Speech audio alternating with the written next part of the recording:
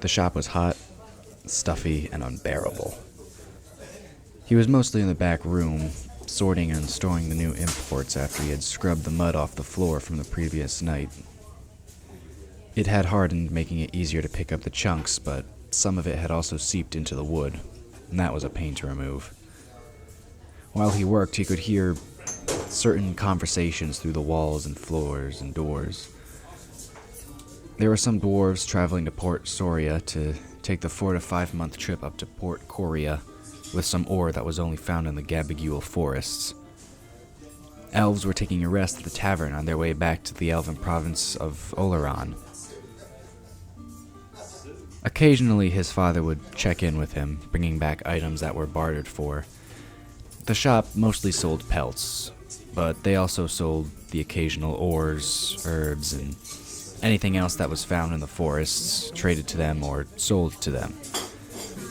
The furs came from the animals that he and Kiara had caught. It was a fairly normal way of living. Not much, but just enough to be happy. Especially since they didn't have to go far with their home just above the store. Jackal was organizing the storage room and stacking crates when his sister came back early from the forest. She brought with her 2 rabbits and a fox, which were slung over her neck, and she was dragging a deer on a makeshift sled. She hung all of them on a rack built outside in the back, next to the garden. Their father didn't like them dragging animal corpses through the shop while it was open. She was just as dirty as she always was, mud under her fingernails and leaves and twigs in her hair, which was looking very tangled and knotted. He couldn't help but poke fun at her. So, how many rats are you sheltering in that hair? She turned to him, rolling her eyes. Haha. So, how was your day? She asked this question as if she knew it would frustrate him. My day was fine. He said. You know, scrubbing chunks of mud from the floor, dusting off counters, then being sent here to slave away for hours in this stuffy, sweltering heat. What more could a kid ask for? His father came in from the shop. I need you to bring some things down to Mrs. Harem's, he said, leaning into the room. She sent in an order to be delivered today. Be very careful. There are some fragile things. His father led him through the shop and to a cart with bags in it. His father read off the list, double-checking to make sure everything was there. The bags were rather large, which of course meant it was heavy. Jackal could see the hair from furs pushing through the burlap. He saw rough outlines of other merchandise inside. Probably apples, and he guessed corn along with some rabbit meat. And possibly venison. He pushed the cart down the town's cobbled single road. He heard glass clinking, which made him walk a little slower and more carefully. The glass jars probably meant Miss Harem was asking for a resupply of herbs. Mrs. Harem was a mage turned healer when the previous triad of kings made the use of magic illegal, after a band of dark witches tried to assassinate them. So the triad sent out the special task force known as the Black Hounds to find any non-compliant witches or mages and punish them.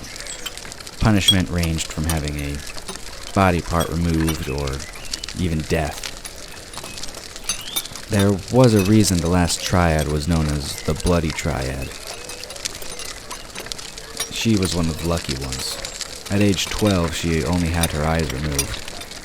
Despite having no vision and no longer being allowed to perform magic, she still helped people as a healer, putting her knowledge of herbs to good use, and occasionally slipping in a small healing spell here or there. Jackal brought the cart to the front of her house and set it down. Mrs. Harem was on the front porch, stroking a black, short-haired cat with 2 white stripes running parallel on either side of its spine. She was rocking back and forth in a rocking chair, which creaked along with the wooden porch and the minor shifts in weight. She looked like she was napping, the bandage on her face looking like an eye cover. But Jackal knew that under the wrappings were 2 empty sockets, endlessly staring into nothing. She was humming the same strange lullaby she always did. Her cat opened its greenish-yellow eyes and looked out at Jackal. It picked up its head and yawned, showing a set of pearly white canines before shaking its head and licking its nose. I hear someone coming up with a card. She said. She was old yet kind, and her voice betrayed that so beautifully. Let me guess. Jackal? Right as always, Miss Haram. That was another thing, too. She could always tell who was who, whether it was because of some increased sensitivity to sound or some other kind of magic she sneakily used. She could always tell. She stood up, which caused the cat to jump down and sit nearby on the porch, casually licking itself. She picked up a cane and tapped her way over to Jackal. She reached into the depths of a small purse she kept at her hip at all times and took out 5 gold pieces and handed them to him. Would you be so kind as to take them inside and place them on the table, please? She asked with that voice Jackal just couldn't say no to.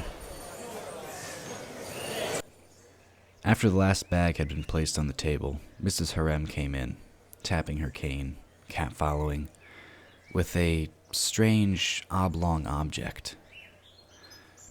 It was about the size of her cat if it was crouching on its haunches, and it was a strange color. It looked black, but at the same time seemed to reflect every single color imaginable. I would like your family to have this, She said, holding it out in his general direction. What is it? Jackal asked. I'm not really sure. I believe I picked it up some time ago before I lost my eye. Something's telling me I need to hand it over. Pass it to someone else. I won't be around much longer and, well, your family has helped me out so much these past couple years. Miss Haram, I can't take this from you. My father... Bah! If your father has a problem with you accepting a gift from a kindly old woman, he can come and answer to me. You tell him that. She placed the object in Jackal's hands. It was, again, strange. Jackal expected it to be heavy, yet it was surprisingly light. It was smooth, but Jackal could feel a few minor ridges in its surface. Well, I'm not sure what to... I am Jackal. Not everything needs to be a big, long thought out decision. I'm giving that to you. Take it. Well, thank you. Jackal said. As he turned to leave the house, he hadn't been paying attention and knocked over one of the glass jars, which shattered on the floor. He immediately put down the object and began picking up the pieces. I'm so sorry, Miss Haram. Ah, don't be. What is it? She asked. She took a deep inhale. Siege? Give me a second. She went into a back room and began feeling along the shelves. Jackal picked up the glass pieces and put them in one of the empty burlap sacks. He cut his hand on one of the shards and recoiled. The cut ran along 2 segments of his finger. He wrapped his bleeding finger in his shirt and carefully finished cleaning with his other hand. You cut yourself, didn't you? Miss Harem called from the back room. No, it's nothing. Jackal responded. He stood and looked at his finger again. The blood seeped from the wound and around his finger. Jackal muttered a curse under his breath as a few drops dripped down onto the surface of the object. Jackal looked on in strange fascination as his blood was absorbed and laced around the outside of the shell like veins. Jackal hunched over it and tried scraping the veins off, but they had moved themselves under the surface, now becoming a part of the smooth material. Jackal stood up straight as Miss Harem came back in. Let me see your finger. She said. It's nothing, really. He said in protest. But that didn't stop the witch. She took his hand and unfolded it. The small twinges caused him to curse again as more blood dripped onto the object. And it too was absorbed into the surface and made into veins. Mrs. Harem couldn't see this and continued with what she was doing. With one hand, she took some sticky substance from one of the jars and mixed it with some of the sage from the ground. She muttered under her breath a spell as she pressed the material into the wound. Jackal felt a jolt of energy as the cut sealed up in a matter of seconds. When that was done, Mrs. Harem took the substance and fed it to her cat. What's that? Jackal asked. Magic. She said. With a bit of sage and frog's tongue to help speed up the process. But that be our little secret. Jackal felt that if she had the eyes to do so, she would have winked at him. Here, put the sage in this. She said, handing him a new glass jar. And if you don't mind taking some of the empty jars back with you, I don't know what your father thinks I need with so many empty jars. Mrs. Harem went back out to the chair and began rocking and humming once again. Her cat leapt up and curled onto her lap as it had done before. When Jackal left, it watched him go with its piercing eyes.